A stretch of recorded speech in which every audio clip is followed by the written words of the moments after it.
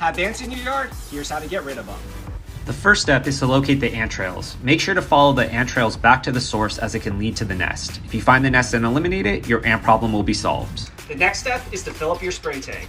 The pesticide I like to use is Tempo SC Ultra. Before you spray, make sure you're wearing your protective equipment. Safety glasses, a long sleeve shirt, pants, and closed-toed shoes.